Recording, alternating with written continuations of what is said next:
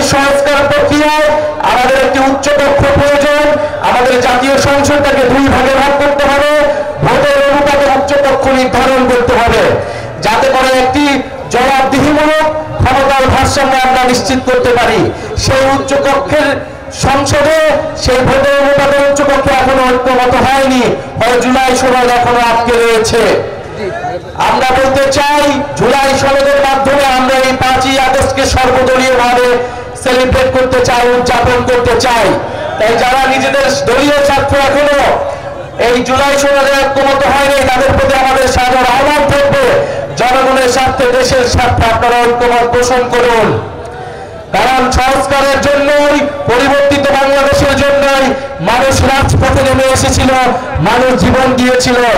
বলতে গেলে বাংলাদেশের 64টি জেলায় দেখছি তৃণমূলে একটি একক আধিপত্য তৈরি করার চেষ্টা করা হচ্ছে, যেখানে কোনো ধরনের ভিন্ন মত থাকলেই, কোনো ধরনের ভিন্ন মত প্রকাশ করলে রাজপথে তার বিরোধিতা করা হচ্ছে, ভয়ের সংস্কৃতি তৈরি করা হচ্ছে এবং মানুষের উপরে ভিন্ন মত যারা তৈরি করছে তাদের বিরুদ্ধে মানুষকে লড়িয়ে দেওয়া হচ্ছে, সন্ত্রাসীদের লড়িয়ে দেওয়া হচ্ছে।